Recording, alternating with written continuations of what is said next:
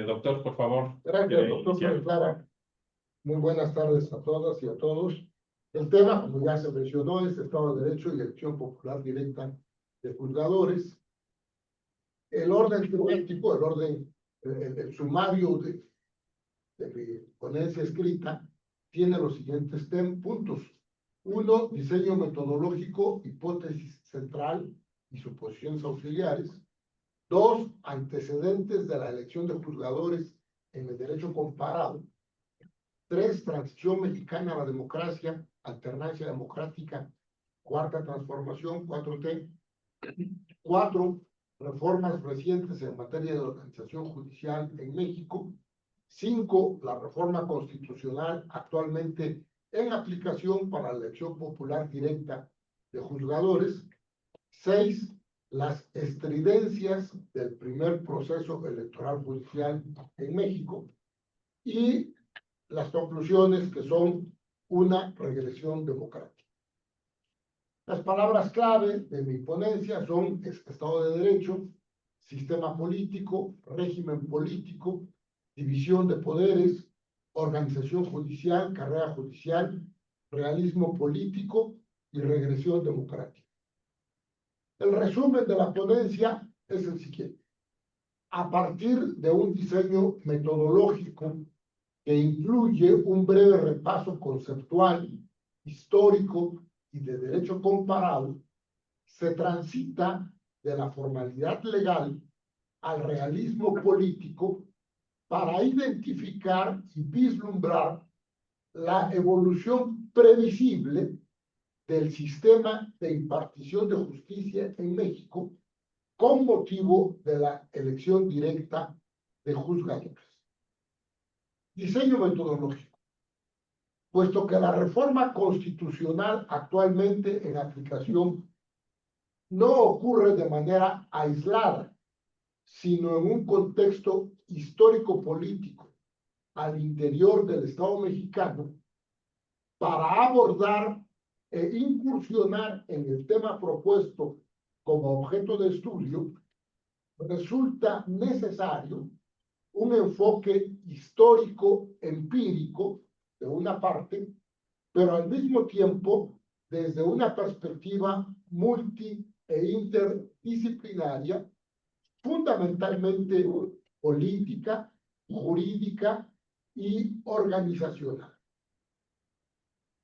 Antecedentes de la elección de juzgadores en el derecho comparado. México, con esta reforma constitucional ya aprobada, la iniciativa se presentó el 5 de febrero del año pasado por el presidente López Obrador, fue aprobada por el Congreso en esta nueva legislatura en funciones y fue publicada en el Diario Oficial el 15 de septiembre del año pasado. Y la primera elección, en elecciones extraordinarias, al rato lo comento, que incluyó a la mitad de los juzgadores en funciones, se llevó a cabo el 1 de junio de este año, como todos sabemos. México se convirtió así en el único país del mundo que somete a elección popular directa a todos sus juzgadores, aunque en rigor no a todos, solo a los integrantes de los poderes judiciales federal y locales, pero no a los integrantes de algunos tribunales fuera de los poderes judiciales, como es el caso de los tribunales administrativos y del Tribunal Agrario. Antecedentes en el derecho comparado. Constitución 57. Ministros de la Corte, Fiscal General y Procurador General de elección popular indirecta en primer grado, que era el método de elección o el procedimiento electoral de la época para elegir presidente, diputados y senadores, cuando ya se restauró el Senado en 75, cuando restauró el Senado el presidente Lerdo de Tejada. Pero solamente ellos, no todos los juzgadores del país. En Bolivia, el Tribunal Supremo de Justicia, a los magistrados del tribunal son de elección popular directa. En Bolivia el voto es obligatorio. Pero lo que hay es una gran cantidad de votos nulos, porque la gente no sabe por quién va a votar. Sea, lo pasó en México, porque se equivoca cuando va a votar, o porque simplemente no le interesa. Pero ahí sí están obligados a ir a votar.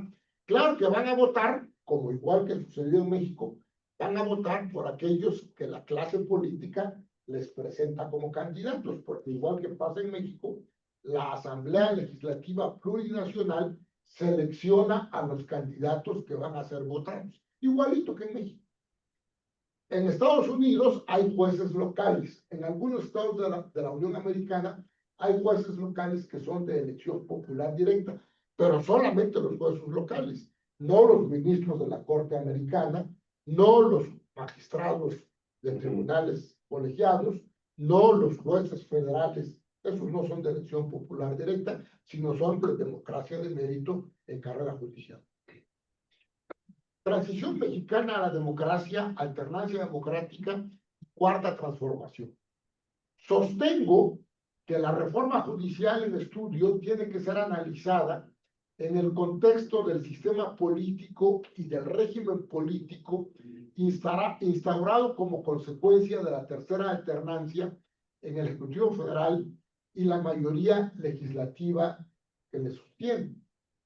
La autodenominada por sus autores Cuarta Transformación de la República es, en mi opinión, un ingenioso, aunque inexacto, eslogan publicitario para intentar legitimar o sorprender con una supuesta secuencia histórica que permita la atracción de votos a favor del entonces partido opositor y ahora partido gobernante. Sus expositores sostienen que la historia política de México corresponde a 4 etapas: la independencia, la reforma, la revolución y el triunfo del partido que ahora gobierna. Evitan, desde luego, por lo menos, incluir el periodo indispensable para su llegada al poder, mejor conocido como transición mexicana a la democracia, y es el que permitió primero el pluralismo partidista de a de veras, y en segundo lugar las elecciones, pues si no auténticas, pues más o menos auténticas, pero que permitieron la alternancia en el Ejecutivo Federal de manera pacífica. Reformas recientes en materia de organización judicial en México. Bueno, pues la más importante de las recientes es la del 94, al presidente Cedillo, que tiene como característica fundamental la creación del Consejo de la Judicatura Federal para efecto de vigilancia y disciplina, carrera judicial, del personal del Poder Judicial de la Federación. Después viene otra reforma en 96, también del presidente Cedillo, pero en materia electoral, y es lo que hace que entonces Tribunal Federal Electoral se convierta en Tribunal Electoral del Poder Judicial de la Federación como parte integrante del Poder Judicial Federal. Yo destaco lo siguiente: en esos antecedentes, en esas reformas recientes, durante el gobierno del presidente López Obrador, se expidió la Ley de Carrera Judicial del Poder Judicial de la Federación, iniciada y promulgada por el presidente López Obrador, publicada el 7 de junio de 2021. Y el artículo 4 de la Ley de Carrera Judicial señala lo siguiente: la carrera judicial constituye un sistema institucional encargado de regular los procesos de ingreso, formación, promoción, evaluación del desempeño, permanencia y separación de las personas servidoras públicas de carácter jurisdiccional del Poder Judicial de la Federación, basado en el mérito y la igualdad real de oportunidades. Es decir, todavía en 2021, el presidente López Obrador apostaba por la carrera judicial sustentada en el mérito y la igualdad de oportunidades. Pero para 2024 cambia de idea por la iniciativa en materia de elección popular directa. Tenemos ya una nueva ley de carrera judicial expedida por la presidenta Claudia Sheinbaum, Y dice, el artículo 4 dice lo mismo, nada más que ya no habla de servidores públicos de carácter jurisdiccional, sino habla de todo el personal administrativo y el que está integrado a los juzgados y a los tribunales, que ciertamente es personal jurisdiccional, los que de veras hacen las sentencias, los secretarios de estudio y cuenta, los proyectistas, etcétera, y que esos sí están en la carrera judicial, esos continúan en la carrera judicial, y yo adelanto una cuestión muy interesante que va a suceder. Los jueces de elección popular, algunos de ellos sin carrera judicial, van a estar totalmente dependientes de la expertise técnica de quienes sí vienen con carrera judicial. Adelante.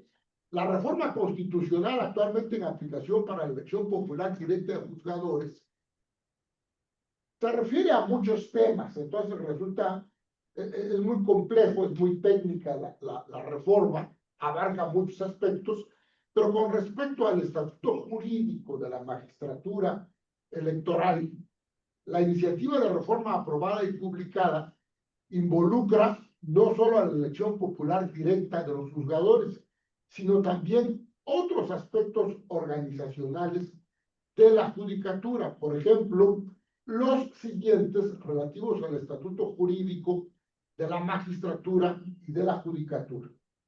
El número de integrantes del Pleno de la Suprema Corte, que baja de 11 a 9, los requisitos de elegibilidad, las incompatibilidades, la duración del encargo, que baja de 12 años a 9 años, perdón, de 15 a 12 años, la renovación del mandato, que en el caso de los ministros no son renovables, pero en el caso de magistrados y juzgadores sí son renovables, siempre y cuando aparezcan en la lista de postulados que aparecerán en las boletas electorales y que han sido aceptados por la clase política, por el presidente, por diputados y senadores, donde hay mayoría legislativa del partido gobernante, y la Suprema Corte, donde también tiene mayoría el partido gobernante. El régimen de ausencias, la retribución económica, obviamente les bajaron el sueldo, porque ahora ya nadie de ellos, ni ministros, ni magistrados, ni jueces, pueden ganar más que el presidente de la República, que el salario nominal del presidente, que no es el salario real del presidente. Las estridencias del primer proceso electoral, voy acercándome ya a la terminación, doctor. Motivos de impugnación. Se argumentaron fraudes estructurales, uso masivo de acordeones, ayudas para votar, patrones de votación anómalos en miles de casillas, baja participación ciudadana, gasto no fiscalizado y cooptación institucional. También se presentaron impugnaciones basadas en causales de nulidad, como la violación del financiamiento público y privado, o cuando se demostraba que el ganador no era elegible. Pero todos vimos que los servidores de la nación, de la Secretaría del Bienestar, acordeón en mano, andaban entregando a los beneficiarios de los programas sociales cómo votar y dónde votar. Una regresión democrática. Por todo lo que acabo de comentar, me parece que la reforma judicial en materia electoral, sin duda, es una regresión democrática, junto con las 20 iniciativas, las 18 constitucionales y las 2 legales que presentó el presidente el 5 de febrero del año pasado, entendiendo que la regresión democrática es un proceso gradual y progresivo de retroceso hacia la autocracia, donde los principios y mecanismos de la democracia se ven debilitados o socavados. Se diferencia de una crisis democrática o de un golpe de Estado, ya que ocurre de manera más sutil y a menudo dentro de los marcos legales existentes. Se me acabó el tiempo, solamente les presento algunos libros de mi autoría que espero puedan parecerles interesantes y que son los que me permiten avalar las cosas que aquí planteo y que cuando conozcan ustedes y lean la ponencia escrita, que es de 18 páginas, pues van a encontrar que el sustento metodológico se encuentra en la bibliografía, pero yo la que quiero como comercial quiero plantear es solamente los libros de mi autoría. Hubo varios más que consulté desde luego. Uno, el más reciente, es El Príncipe Latinoamericano Contemporáneo, una versión actualizada, que es una coedición del Instituto de Posgrado en Derecho, que es una de las escuelas donde doy clase, y la editorial Tirantlo Blanche. Es un libro reciente, pero el libro también está publicado por Amazon en edición de autor. En Amazon, en edición de autor, hay un libro mío que se llama 20 iniciativas de reforma en contra del modelo democrático, que es desde luego donde parto en guerra en contra de todas las 20 iniciativas. Otro que se llama Puro Choro Mareador, México en tiempos de la 4T, también publicado por Amazon, y un libro publicado por la Escuela Libre de Derecho de Sinaloa, que es otra escuela donde cobro a veces, y la editorial Tirantlo Blanche, sobre análisis político y jurídico de la justicia electoral en México. Luego tengo en Amazon un libro que se llama El presidencialismo populista autoritario mexicano de hoy, reelección, prórroga o maximato. Todos sabemos que estamos en un maximato. Luego está El presidencialismo mexicano durante la 4T, que es una publicación de la Universidad de Jalapa, donde también cobro a veces.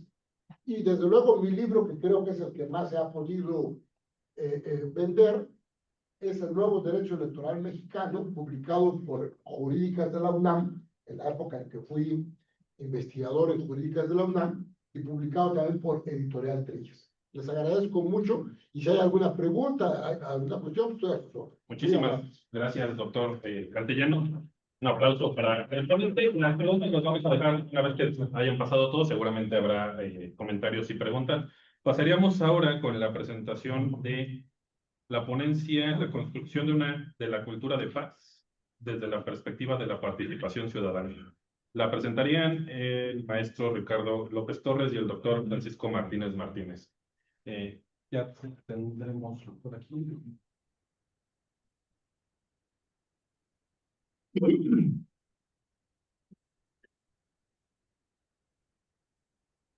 Sí, ya había puesto su presentación. Ya por ahí está.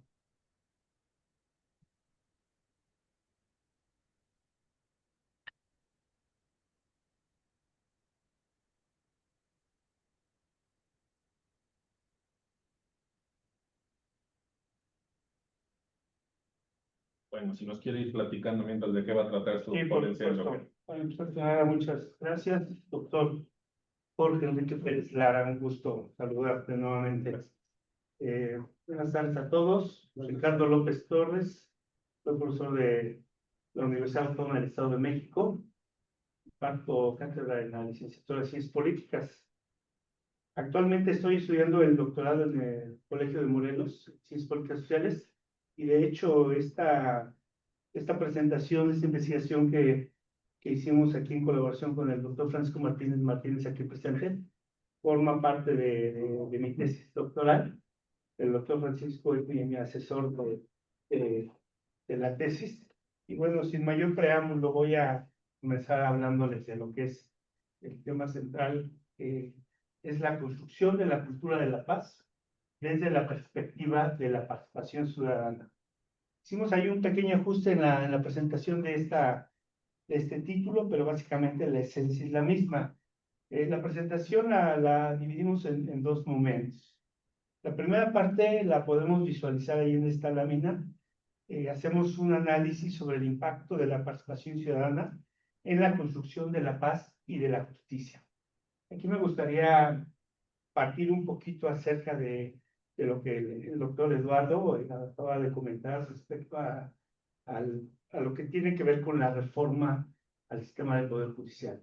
Como bien sabemos, y ya bien lo ilustró el doctor Eduardo, recientemente vivimos una elección derivada de una reforma, y precisamente uno de los aspectos que nosotros analizamos es este impacto que tiene la participación ciudadana en la construcción de la paz social, pero también de la los medios de comunicación se han encargado en muchos momentos, los institucionales obviamente a favor y los otros en contra de y los cuestionamientos que han hecho sobre esta reforma. En lo particular, nosotros compartimos la idea de que damos el beneficio de la duda a todos estos cambios.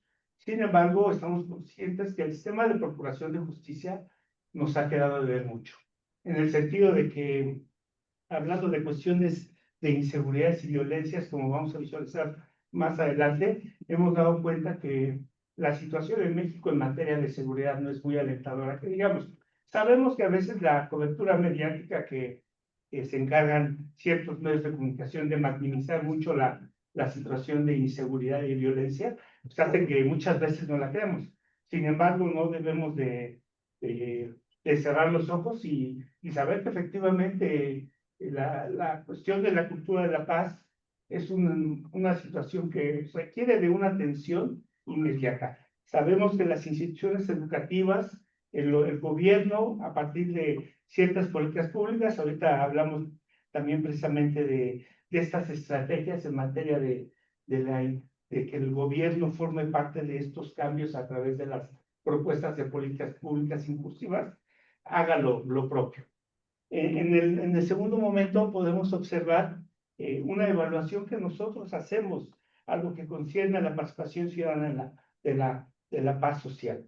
Y en ese sentido hablamos de cuatro aspectos que evaluamos a lo largo de esta investigación. El primero de ellos tiene que ver con una participación efectiva de la comunidad. Hemos coincidido en el sentido de que si no hay participación ciudadana para poder resolver cualquier problemática, por mínima que parezca, va a ser muy difícil que podamos contribuir a lo que es nuestro objeto de estudio, que es la construcción de la paz. Obviamente la educación juega un papel preponderante, fundamental en ese sentido. Hoy en día no solamente tenemos estudios de grado, sino también ya de posgrado, maestrías y doctorados en materia de cultura de la paz. En las universidades donde tengo la oportunidad de trabajar, imparto unidades de aprendizaje que tienen que ver con derechos humanos, con paz, con la cultura de la paz, con la inclusión, con el género, pero sabemos que no ha sido suficiente todo este trabajo que realizamos dentro de la academia para poder lograr los objetivos en esta investigación. Y es por eso que una de las evaluaciones en esta participación ciudadana es precisamente la educación para la paz y su relevancia. Esto se presenta como un elemento fundamental para fomentar valores de convivencia y de respeto dentro de la sociedad. Yo he tenido mucho el hacer un ejercicio con mis estudiantes cuando iniciamos la carrera de ciencias políticas y les pregunto, ¿ustedes consideran que nosotros tenemos el gobierno que nos merecemos? Y la pregunta inmediata, porque la relacionamos de manera directa con cuestiones de democracia, con cuestiones electorales, y decimos, sí, sí me merezco el gobierno que tengo porque yo voté por X partido. Pero sabemos que la cuestión de la democracia no se limita a una cuestión electoral, tiene que ir más allá de esto. En este sentido, ¿cómo relacionar este cuestionamiento que les hago a mis alumnos? Les digo, yo en lo personal, Carlos López, considero que me merezco un gobierno mejor en muchos sentidos. Pero, ¿qué estoy haciendo yo como persona, Ricardo López, para hacer que las cosas sean diferentes? Por ejemplo, en materia de paz, en materia de medio ambiente. Porque ahorita vamos a ver que el desarrollo sostenible y sustentable forma parte también de esos programas de cultura de la paz. Y yo les digo, puede ser que yo me aviente mi discurso muy bonito en materia del medio ambiente, mi discurso ecológico, pero a la vuelta de esquina donde no me vean, me volteo y tiro mi botellita sin echarla al bote de la basura. Entonces no hay una congruencia entre lo que estoy diciendo y en lo que estoy haciendo. Es por eso que considero que esta cuestión de la educación para la paz tiene una gran relevancia porque es un elemento fundamental para fomentar valores de convivencia y de respeto dentro de una sociedad. ¿Cuál es el valor más preciado que posee el ser humano, según algunos especialistas en materia de desarrollo humano? Simple y sencillamente, desde mi punto de vista, es la libertad. Y esa libertad es la capacidad que tiene el ser humano para poder decidir el curso de su propia existencia. Echar la culpa al gobierno de lo que tenemos y de lo que está pasando es muy fácil. Pero nosotros como ciudadanos, como sociedad, ¿qué estamos haciendo para que las cosas sean diferentes? Un cuarto elemento de esta evaluación es el mecanismo de diálogo comunitario. Hacemos un análisis de mecanismos de diálogo en comunidades afectadas por la violencia estructural. Estos 4 elementos que hacemos en esta investigación como evaluación de la participación, los aterrizamos en el tercer y cuarto apartado de esta lámina, pero en la siguiente vemos la parte que tiene que ver con la transformación social a través de la participación ciudadana. ¿Cómo transformamos socialmente nuestro entorno a través de la participación ciudadana? Tenemos que tener una participación ciudadana en procesos de paz. Este ítem más que nada se refiere a cómo la participación ciudadana puede influir en la creación de procesos pacíficos y constructivos dentro de una sociedad. Estamos inmersos hoy en día en una crisis de valores y valoraciones muy fuerte. ¿Esto qué significa? Que por todos lados vemos violencia. Sabemos que hay entidades, de acuerdo a las estadísticas y a los estudios, con mayores altos índices de inseguridades. ¿Sí? Sabemos que en el Estado de México, por ejemplo, hay municipios que dan cuenta precisamente de esa gran inseguridad que existe solamente en algunos sectores del Estado de México. A nivel nacional, las estadísticas son muy alarmantes en esta materia. Es por eso que nosotros consideramos que a partir de esta participación ciudadana podemos influir en la creación de procesos pacíficos y constructivos dentro de una sociedad. El segundo aspecto a transformar nuevamente tiene que ver con el ítem que anteriormente mencioné en la evaluación de la participación, y es el rol de la educación en la paz. Aquí se destaca básicamente la educación como un pilar esencial que empodera a las comunidades para participar activamente en la promoción de la paz. Quiero resaltar la parte que tiene que ver con el empoderamiento. Hoy damos cuenta que cuando los jóvenes logran empoderarse de una manera propositiva, podemos lograr cambios sustanciales en la sociedad. Obviamente, nuestra participación ciudadana no se limita exclusivamente a ese sector de la población, pero de acuerdo a los datos estadísticos que nos arrojan instituciones como el INEGI, todavía existe ese famoso bono demográfico que en algún momento mencionó el presidente Vicente Fox en su sexenio, cuando hacía referencia a ese gran potencial que tenía ese gran porcentaje de la población mexicana que eran los jóvenes. Entonces aquí damos cuenta de que este rol de la educación, a partir del empoderamiento de la sociedad, de la ciudadanía, podemos lograr esa transformación para promover la paz. Una cuarta transformación tiene que ver con la construcción de las redes comunitarias. Se explora cómo la creación de las redes sociales y comunitarias pueden fortalecer la cohesión y fomentar la paz en contextos difíciles. Aquí cuando hablamos de redes comunitarias, no nos referimos exclusivamente al uso de las redes sociales. Por supuesto, es necesario, es menester hacer uso de las mismas, pero finalmente le apostamos precisamente a esa sinergia que se logra en la sociedad para poder formar estas redes sociales. Y por último, un cuarto elemento en esta transformación social a través de la participación ciudadana tiene que ver con la importancia del diálogo intercultural. Hace rato veníamos hablando de cuánta población tiene la capital de Puebla y ya vemos que hay 3,5 millones de habitantes más o menos. Estamos seguros que, considerando el tamaño de esa población que es significativa, hay una diferencia entre zonas en esta ciudad capital. Y nosotros cuando referimos a la importancia del diálogo intercultural, hablamos precisamente el diálogo entre culturas es importante para construir puentes, fomentar la paz duradera en sociedades diversas, tomando en consideración niveles de estudio, ideologías, ¿por qué no hablar también de cuestiones hasta religiosas? En la siguiente lámina hacemos un planteamiento muy concreto que tiene que ver con las estrategias para la inclusión social y el diálogo. En esta lámina podemos observar 4 aspectos importantes que nosotros consideramos fundamentales para poder lograr esta transformación. Por un lado, le corresponde mucho a la cuestión del gobierno, pero como decía hace un momento, no le podemos delegar exclusivamente lo que está pasando en nuestra sociedad en materia de cultura de la paz exclusivamente al gobierno. Nosotros como ciudadanía tenemos una corresponsabilidad significativa para lograr esos cambios. En este caso hacemos referencia, ahí se nos volteó, perdón, el error ahí de la lámina. La primera parte son las políticas públicas inclusivas. Esto le corresponde exclusivamente a la cuestión de los gobiernos. Este ítem propone el diseño de políticas que promuevan la inclusión social y la participación activa en la construcción de la paz. Obviamente tiene que ver, ustedes, los alumnos presentes aquí, tengo entendido, están estudiando en este Instituto de Administración Pública. Muchos de nosotros estamos pensando el día de mañana, ¿por qué no decirlo de esta forma? Ser servidores en algún nivel de gobierno.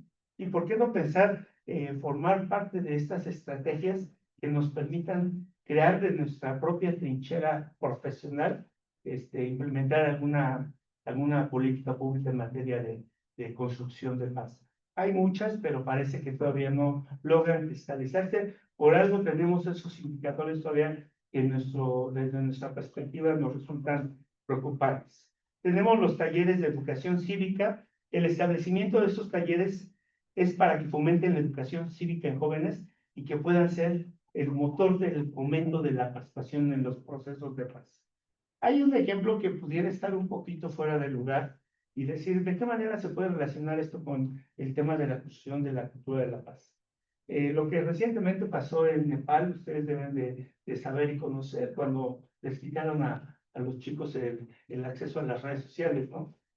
¿Qué es lo que hacen los jóvenes? Obviamente supimos que también el ejército estuvo ahí apoyando, pero hemos dado muestras de muchas formas que cuando los jóvenes, la ciudadanía, se organizan para bien de algo, lo logran.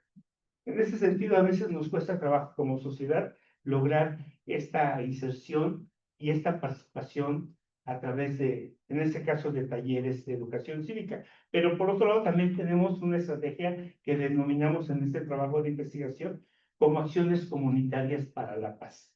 Aquí enfatizamos la necesidad de acciones cotidianas de los ciudadanos que contribuyan a la paz desde sus comunidades. A veces desde una simple unidad habitacional, en una cerrada, en un claustro, podríamos hacer pequeñas cosas que puedan lograr grandes transformaciones sociales en materia de la cultura de la paz. Y hay un área que en lo personal a mí me tocó mucho trabajo tratar de entender y aterrizarlo, y más que aterrizarlo, relacionarlo con el tema de la paz, y tiene que ver con el desarrollo sostenible. Y nos podríamos preguntar, esto del desarrollo sostenible, ¿qué tiene que ver? No sé si han escuchado acerca de las famosas 4Ds, cuando hablamos del desarrollo de la cultura de la paz. Las 4Ds se refieren a los derechos humanos, a la democracia, al desarme, y la última D se refiere precisamente al desarrollo sostenible. ¿Y en qué consiste este desarrollo sostenible? Más bien aquí la interacción entre el desarrollo sostenible y la paz es vital para garantizar un futuro armónico y próspero para todos. El desarrollo sostenible significa satisfacer las necesidades actuales sin comprometer las del futuro, armonizando el crecimiento económico, la inclusión social y la protección del medio ambiente. La paz es un componente clave, ya que las sociedades pacíficas y justas son instituciones sólidas y son fundamentales para lograr un desarrollo sostenible. Esta idea de repente puede costar un poquito de trabajo relacionarla directamente con el tema de la construcción de la cultura de la paz. Pero en conjunto les podemos decir que se busca en este desarrollo sostenible, y la paz, un futuro donde todas las personas puedan vivir en armonía, prosperidad y equidad, con acceso a derechos, justicia y oportunidades para todos. A esto nos estamos refiriendo en esta estrategia para la inclusión de la paz y el diálogo, al referirnos al desarrollo sostenible de la paz. Para terminar esta primera parte y ya darle continuidad a la segunda y el cierre, hacemos una evaluación de la participación ciudadana en la paz social. Aquí tenemos esos elementos que nos permiten entender la importancia de cada uno de estos rubros con sus respectivos porcentajes. Solamente de manera muy sucinta les comento que esta evaluación de la participación ciudadana en la paz es un proceso que se mide y los esfuerzos participativos contribuyen a construir y mantener un entorno pacífico. No existe una única manera de hacerlo, ya que el método debe de adaptarse por un lado al contexto, a los actores y a los objetivos específicos de cada iniciativa. En este sentido, nuestra metodología que aplicamos aquí en nuestro estudio suele combinar elementos tanto cualitativos como cuantitativos.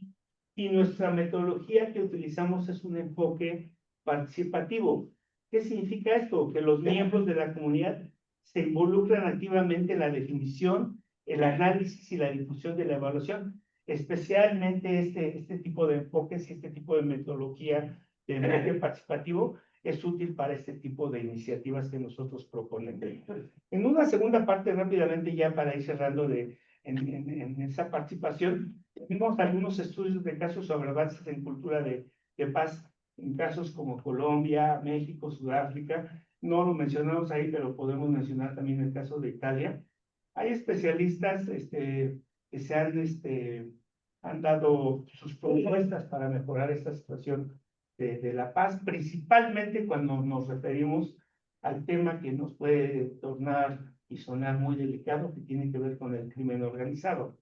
Hay especialistas, recientemente tuvimos un invitado en una ponencia en el Centro Universitario de Mecameca, pero uno que se conoce a nivel internacional, que se llama Edgardo Buscalia, le ha apostado mucho al hecho de que lo que debe de hacer el gobierno para poder incidir en estas problemáticas en materia de inseguridad tiene que ver con el corazón financiero de los cárteles y los crímenes, de los cárteles y los grupos de crimen organizado.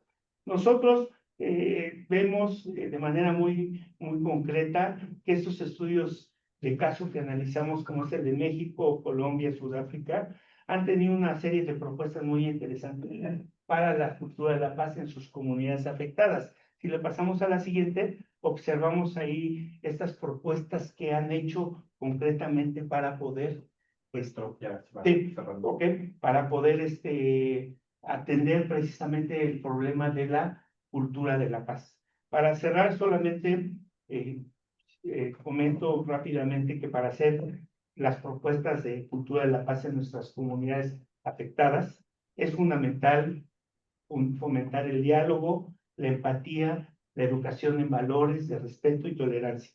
Y finalmente, implementar estrategias de resolución pacífica de conflictos como la mediación y promover una participación ciudadana. Muchas gracias, estamos abiertos a sus comentarios. Muchísimas gracias, maestro. Bastante interesante su ponencia.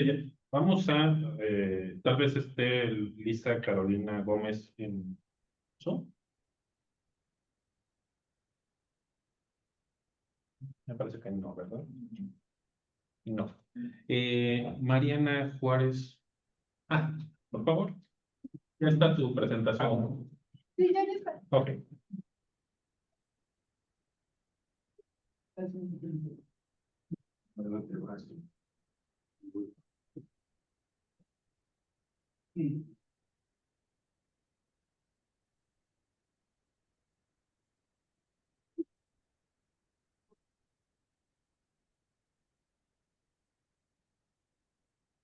Y a continuación vamos a presenciar la ponencia Causas de violencia en procesos electorales federales del periodo 2000 a 2024, que presenta Mariana Juárez Machorro y Mariano Velasco Torres. Por favor, si quieres iniciar.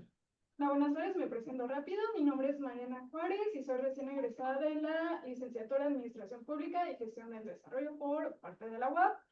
Y el día de hoy les voy a presentar mi tema de mi investigación, aparte es mi tema de mi tesis, que son las causas de violencia electoral en procesos democráticos federales del periodo 2000-2024.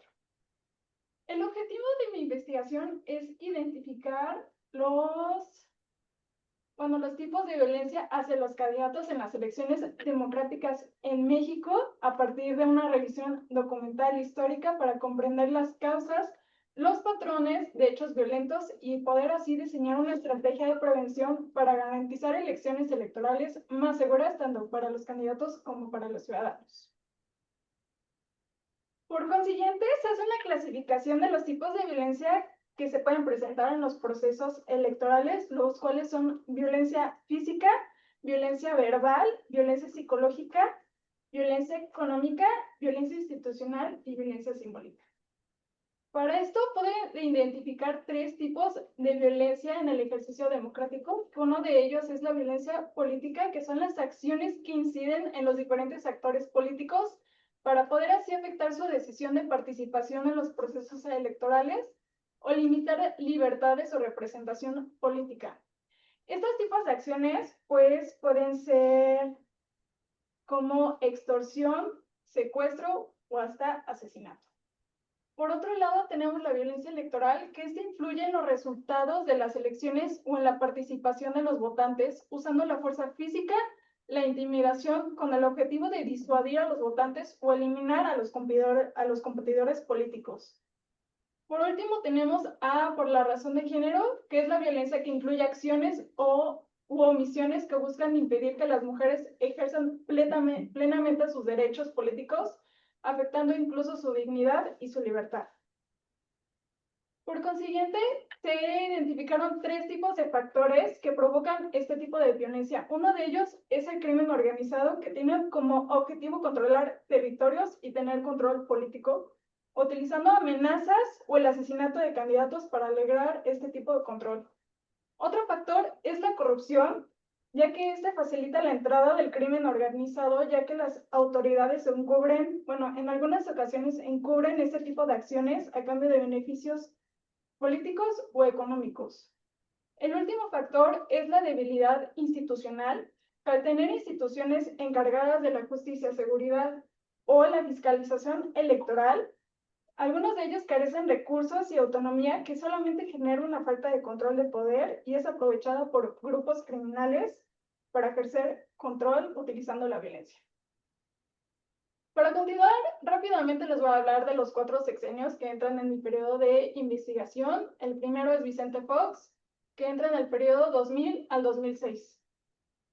Este primer sexenio, pues, hubo demasiados cambios, que logró algunos éxitos y también demostró que la democracia aún enfrentaba grandes retos, especialmente con la violencia política y con mecanismos de control y manipulación electoral. Durante la campaña se registraron amenazas, agresiones y asesinatos de candidatos, especialmente en zonas rurales, con gran presencia del crimen organizado. Para esto hice 3 filas para resumir los sexenios. Aquí en hechos violentos, en este sexenio, hubo un asesinato de candidata del PRD en Oaxaca, 2004, y este tipo de violencia es vinculada a las rivalidades políticas y crimen organizado. De los datos duros, la verdad, pues sí lo resumí bastante, porque si no, nunca íbamos a acabar. En el 2000 hubo 1,230 casos de homicidio, en el 2001 1,080 casos de homicidio, 2003 1,290 casos, en el 2004 1,304 casos, en el 2005 1,776 casos.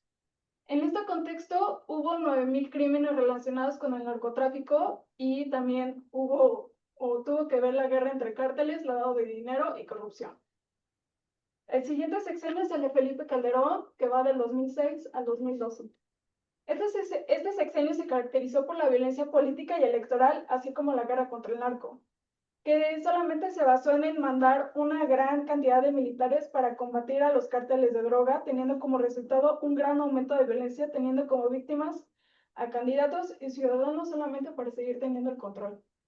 Los hechos violentos de Felipe Calderón es que se registraron 24 asesinatos de actores políticos, y estos casos ocurren en los estados con mayor presencia del crimen organizado, que es Michoacán, Guerrero, Tamaulipas y Durango. En los datos duros se puede encontrar que en el año 2008 se hizo asesinatos del PRD, PRI, PT y Movimiento Ciudadano. En el 2009 hubo 2 casos de asesinatos del PRI y PRD. En el 2010, 3 asesinatos del PAN, PRD. En el 2011 hubo 8 casos de asesinatos por parte del PAN, PRI y Nueva Alianza. En el 2012, 5 asesinatos del PRI, PRD y Movimiento Ciudadano. En ese contexto fue por el inicio de la guerra contra el narcotráfico y el control de territorios y medios de comunicación. El siguiente sexenio es el de Peña Nieto, del 2012 al 2018.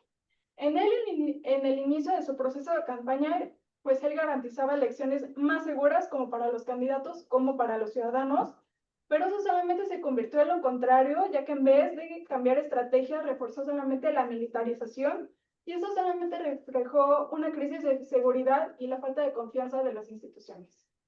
En hechos violentos, pudimos ver que al continuar con violencia política y electoral, a pesar de tener promesas de cambio, hubo asesinatos y agresiones a funcionarios y activistas, y la impunidad y falta de protección a los candidatos. En datos duros, pude encontrar que en el año 2012 hubo un registro de 5 asesinatos del PRD, PRI. En el 2015, 7 asesinatos por parte de PRI, Morena y PRD. En septiembre de 2017 a junio de 2018 se registró 145 víctimas, que en ellos entraban aspirantes, integrantes de campaña, funcionarios públicos y electores, dirigentes de partidos políticos. De septiembre de 2017 a junio de 2018 se registraron 382 agresiones en contra de políticos y candidatos. En contexto, pues se creó la Ley de Seguridad Interior en el año 2017, institucionalizó el papel militar, solamente reforzando la militarización, pero no con la prevención. Hubo una continuidad a la crisis de violencia heredada de Calderón y hubo una violencia que solamente debilitó la confianza democrática e institucional. Por último, tenemos el sexenio de Andrés Manuel, que va del año 2018-2024. Y él, desde el inicio de sus elecciones, hubo un gran registro de violencia política y electoral, ya que al ver esto, la presidencia se creó una estrategia de seguridad basada en el lema que ya todos conocemos, abrazos no balazos, pero esto no logró contener esos ataques, especialmente en las elecciones en el 2021, que ahorita les voy a hablar de esos hechos, donde se eligieron más de 20,000 cargos a nivel federal, estatal y municipal, que esto solamente se reflejó un cambio desagradable porque antes de 3 sexenios sigue un control político en algunas partes del país por parte del crimen organizado y un aumento de violencia bastante grave. En los hechos violentos en este sexenio, más que nada hablo de las elecciones del 2021, que esto tiene que ver con la violencia electoral, donde un hombre lanzó una cabeza humana en las casillas 1440 en Tijuana en el 2021. Hombres armados dispararon contra las oficinas de Morena en Mexicali 2021 y unos hombres armados realizaron disparos y robaron boletas en Metepec 2021. Y de datos duros pude encontrar que se registraron 774 hechos violentos contra actores políticos, de los cuales 152 resultaron asesinatos. En las elecciones 2021 se registraron 102 políticos asesinados, de los cuales 36 fueron aspirantes. Y hubo un registro de violencia que fueron de Guerrero, 24 casos, Oaxaca 30, y seguidos de Veracruz 9, Puebla 14 y Michoacán 11. Para este contexto, pues hubo varias sospechas de presencia del crimen organizado vinculado con los candidatos a la elección popular, intereses políticos, económicos y criminales, y la estrategia de seguridad basada en el lema abrazos no balazos. Para concluir mi tema, pues en cada proceso electoral, pues observé un patrón generalizado de violencia, que estos hechos solamente vulneran los derechos principales, como el ejercicio del voto y la participación ciudadana, que de la misma manera los candidatos que son agredidos, y por esto propongo los lineamientos de seguridad de una política electoral donde se garantice la seguridad y derechos que desde la prevención y protección a la violencia electoral hacia los candidatos en México. Y por último, pues son los lineamientos que propongo, que es a la capacitación de funcionarios de casilla y candidatos para la prevención de la violencia. No se ve bien. Fue una instalación de sistemas de monitoreo en zonas de riesgo y la implementación de estrategias de seguridad pública, campañas de concientización dirigidas a la ciudadanía para promover la paz electoral, creación de unidades especializadas para investigar y sancionar actos de violencia política y realizar mecanismos de acreditación para el registro de candidaturas para todos los partidos políticos con el objetivo de garantizar que no tenga relación con el crimen organizado.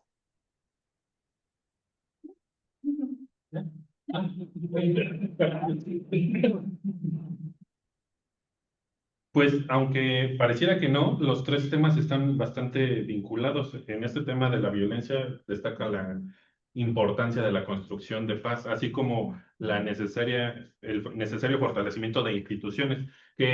Doctor Eduardo, si quiere pasar para empezar con y también doctor Ricardo y Mariana, si quieres pasar, y yo me quito para que estén ustedes 3. Y quien quiera hacer alguna pregunta, comentario de alguna de las 3 ponencias, se pueden guardar. Ok, y luego, por favor. Y luego,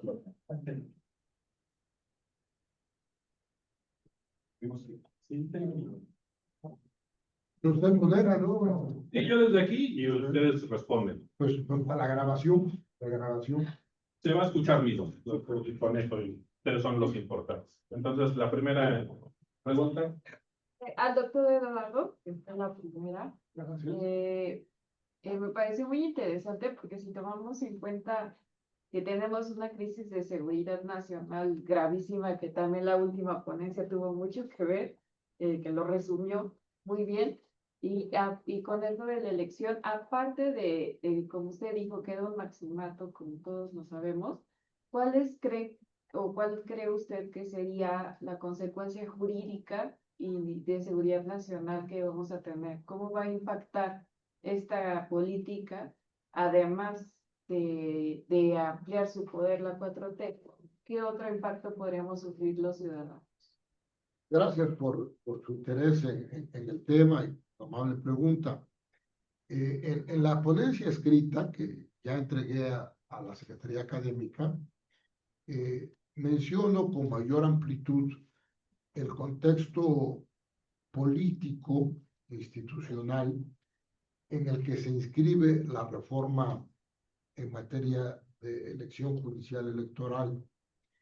Desde luego que se trata de un cambio de régimen político, que se trata del intento de centralizar y de afirmar mediante el control político de los juzgadores en todo el país, asegurar la hegemonía del partido gobernante, que como lo mencioné brevemente en la ponencia que presenté, pero que está más amplio sustentado en la ponencia escrita, desde luego que estamos en un sistema de partido hegemónico con el autoritarismo que esto implica y con la regresión democrática que esto igualmente implica, si tomamos en cuenta la transición mexicana a la democracia, que brevemente lo pude mencionar, que nos llevó a una primera, segunda y tercera alternancia y a elecciones que pudiéramos llamar auténticas, ¿no? Porque obviamente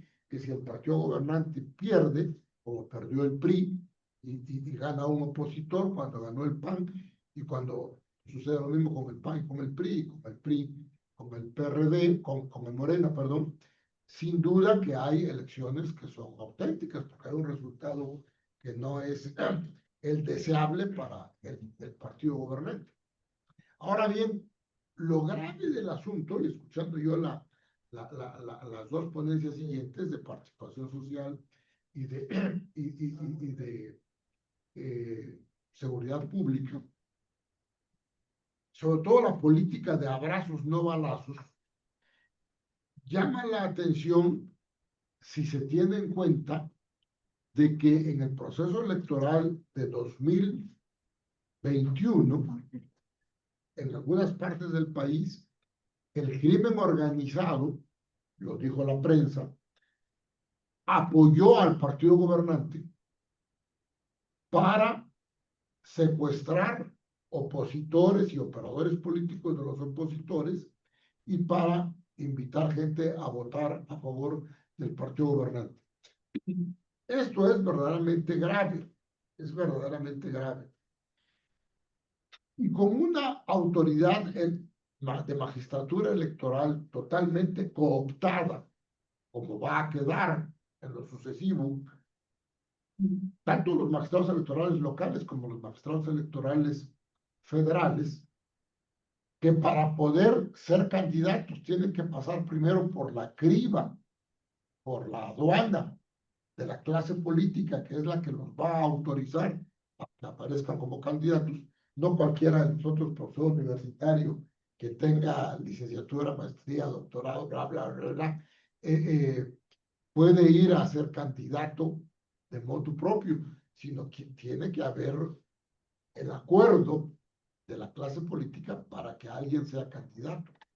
Entonces, esto que es lo que me parece muy grave y es con lo que yo cierro mi ponencia escrita. Nosotros somos académicos todos los que estamos aquí platicando y quienes nos están siguiendo también vía Zoom son académicos. Y la única invitación que yo hago es a que evaluemos con toda objetividad y con toda serenidad si estos tres temas que hemos platicado sin ponernos de acuerdo previamente, pero que están tan interrelacionados y que muestran lo que usted pregunta, si estamos en un escenario que sea el más conveniente para el país y cuáles son las alternativas para salir de esa situación. En la ponencia escrita, desde luego que yo planteo la alternativa personal que corresponde proponer. Pues gracias por la pregunta. Gracias. Perdón para haberme extendido. Por favor. Buenas tardes a todas y todos. Quiero preguntar aquí a los ponentes si desde su punto de vista existe en México un estado paralelo. ¿Por qué lo digo? Porque el SAT cobra el después, y después llegan otras organizaciones que cobran derecho de piso. Después viene la simulación de las cifras oficiales diciendo que hay unos resultados que evidentemente no son ciertos. Les pregunto, ¿no nos llevaría a estar pensando que ya existe un estado paralelo? ¿A quién quiere animarse a contestar esta? Gracias, doctor. El tema, usted fue el tema que se inició. Ok. Gracias, doctor. Osvaldo. Percibiendo esta idea y la intencionalidad que tiene en sí misma el cuestionamiento, definitivamente yo creo que tanto la ponencia del doctor Eduardo, de la licenciada Mariana y de su servidor precisamente de alguna manera apostamos a este tipo de idea que hoy en día el ciudadano de a pie tenemos sobre lo que prevalece en nuestra sociedad. Desgraciadamente, estamos desde mi punto de vista, por supuesto, estamos inmersos en una crisis política que al establishment lo tiene muy contento porque al final de cuentas, pues las decisiones que se toman a nivel político, yo creo que a veces ya no son ni siquiera de los poderes fácticos directamente, de los políticos, diría yo más bien, sino de otros intereses. Y desgraciadamente, como usted menciona, doctor, ahorita ya está inmerso en cuestiones de política, el crimen organizado por todos lados. Recientemente tuvimos el asesinato del líder Monero, de un alcalde en Hidalgo, del líder Monero en el estado de Michoacán, si no me equivoco. Y son situaciones en las cuales nos deben de preocupar y de ocupar como ciudadanos. Sabemos que son situaciones que pudieran parecer que están fuera de nuestro alcance. Pero como yo lo mencioné en mi participación, pues a veces con situaciones, acciones muy pequeñas podríamos lograr cambios. Sin embargo, no es una tarea fácil.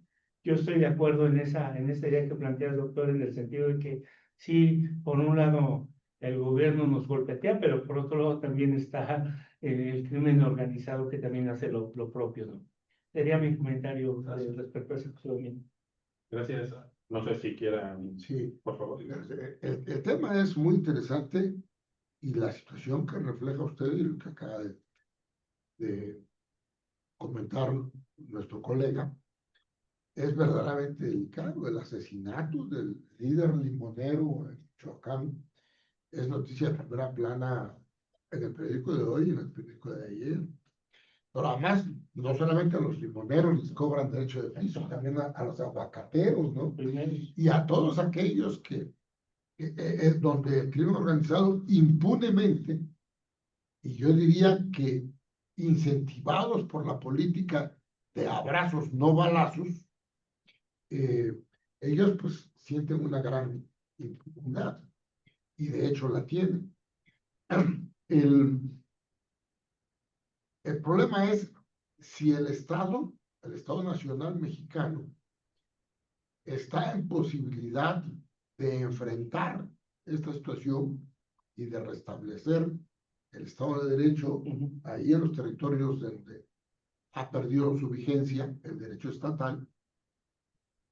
Pero habría que interrogarse también, no solo si está en posibilidad de lograr eso, sino algo todavía más delicado. Si es de su interés buscar esa posibilidad. Yo lo que planteo como una hipótesis alternativa es que, lo digo en la ponencia escrita, es que finalmente el sistema electoral es un mecanismo de control de gestión de la ética pública y de la buena gestión pública, de tal manera que está a prueba este cambio de régimen político, como también lo planteé en la ponencia. Sin duda estamos viviendo ya el establecimiento de un nuevo régimen político que tendrá que pasar por la criba electoral a su vez. Y creo que las elecciones intermedias legislativas van a ser un termómetro de cuánto la ciudadanía está realmente consciente de su fuerza. Se ha estado hablando esta mañana de participación ciudadana y de cultura de la paz. Y esa participación ciudadana y esa cultura de la paz, para efecto de cambios de este tipo, solo por la vía electoral. Solo por la vía electoral, y yo no veo absolutamente ninguna otra vía. Pero eso requiere de una cultura política democrática del electorado, para efecto de conocer, si no una nueva alternancia en el Ejecutivo, porque no va a estar sujeta a renovación el Ejecutivo en la elección intermedia, sí por lo menos de un cambio de mayoría legislativa en Cámara de Diputados, tendría un gran impacto en las políticas públicas del Ejecutivo en la materia que estamos comentando en este momento, y el doctor ha planteado de manera tan precisa y tan oportuna. Muchas gracias. Muchísimas gracias, la siguiente participante acaba de salir. Entonces, en el Zoom hay una pregunta. Sí, quieren. Para el ponente Eduardo es cómo agilizar las acciones por parte de los legisladores para lograr una justicia expedita. Gracias por la pregunta a nuestro colega que vía Zoom la plantea. La reforma constitucional establece plazos de 6 meses para una justicia pronta y expedita, y establece mecanismos de sanción a cargo del Tribunal de Disciplina Judicial, que es la conversión del actual Consejo, bueno, del anterior Consejo de la Judicatura Federal, que se convierte de una parte en Tribunal de Disciplina Judicial y en otra parte en órgano de administración judicial, y la carrera judicial le toca al órgano, el presupuesto le toca al órgano, la definición de circunscripciones judiciales le toca al órgano de administración judicial, pero la sanción por las fallas que tengan todos, ministros, magistrados, jueces, le toca al Tribunal de Disciplina Judicial,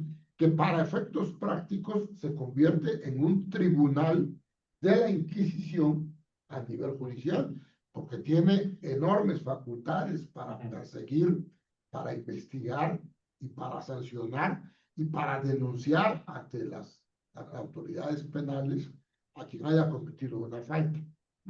Ahora bien, y una de esas faltas es la no resolución oportuna de la sentencia. Pero además hay otra cosa. La reforma constitucional abre una serie de principios muy ambiguos, como por ejemplo, sancionar que la sentencia no respete el principio de excelencia al impartir la resolución. ¿Cuál es el principio de excelencia? ¿Qué cosa es lo que esto significa, en mi opinión, y con eso concluyo? Implica que efectivamente el Tribunal de Disciplina Judicial se convierte en un tribunal de la Inquisición Judicial para asegurar el control político de los jueces que van a estar permanentemente amenazados en nuestro país. De hecho, ya lo están desde ahora, porque ya está en funciones la nueva institución, las nuevas instituciones de la reforma electoral, y que solo lo único que buscan es el control político. Por eso es que la conclusión de mi ponencia es que todo esto se trata nada más y nada menos que de una regresión democrática. Gracias por la pregunta a nuestro compañero Villazú. Gracias, doctor. Para el ponente Ricardo, ¿en dónde podemos sembrar como acción primaria la construcción de la cultura de la paz? Muchas gracias a la persona que nos hace este cuestionamiento vía Zoom. Se ha dicho definitivamente que la familia es el espacio donde podemos sembrar precisamente los valores, cimentar los valores. Sin embargo, hoy en día las instituciones educativas juegan un papel preponderante. Hemos dado cuenta a través de los medios de comunicación de muchas situaciones que prevalecen en las instituciones educativas en materia de violencia. Y definitivamente no deben de estar ajenas. Obviamente cuestionamos en un principio a lo que es el seno familiar, donde nosotros como educadores en los diferentes niveles, más cuando referimos a los niveles básicos, decimos, le delegamos la responsabilidad a la familia. Efectivamente, la familia tiene una gran responsabilidad. Sin embargo, también no podemos desligarnos nosotros como instituciones educativas de ese papel preponderante que debemos de jugar en la construcción de la cultura de la paz y de la seguridad social. Gracias. Gracias, maestro. Y la última. Para la ponente Mariana, ¿cuáles serían las estrategias ciudadanas para evitar las causas de violencia en procesos electorales auxiliares y locales? Pues a base de la investigación que pude realizar, como siento yo como ciudadanos, como lo había puesto en los lineamientos, sería crear una, pues casi, no una presidencia ciudadana. Pero pues realmente ya no quedaría en nosotros como ciudadanos encargarnos de esa seguridad, siento yo. Como lo habíamos comentado, bueno, lo comentó, que si realmente creemos merecer el gobierno que tenemos, ya no estaría en nuestras manos de decir, ay, y tengo que encargarme yo de las elecciones que sean más seguras. No, es parte de todo, siento yo. Perfecto, muchísimas gracias. Un aplauso para nuestros ponentes. Y voy a dar lectura solamente a una de las constancias, y ya las otras dicen lo mismo, nada más con su respectivo nombre. Dice, la Academia Internacional de Ciencias Político-Administrativas y Estudios de Futuro, AC, y el Instituto de Administración Pública del Estado de Puebla otorgan la presente constancia, en este caso a Mariana Juárez Machorro, por su destacada participación en calidad de ponente con el trabajo Causas de Violencia en Procesos Electorales Federales del periodo 2000-2024. La cual se presentó en el 12º Congreso Internacional, Gobierno, Gestión y Profesionalización en el ámbito local ante los grandes retos de nuestro tiempo. Y la firma el doctor Roberto Moreno Espinosa por parte de IAPAS y el maestro Francisco Javier Muñoz López por parte de IAPAS. Pues te otorgo la constancia y a los demás más estable en otras mesas de trabajo. Bueno, está Gracias. Está desde usted, fíjate. No se nos olvidó, pero ahorita la. Gracias. Pues con esto terminamos esta mesa de trabajo. Muchísimas gracias por participar. Muchas gracias. Muchas gracias a ustedes por apoyarnos.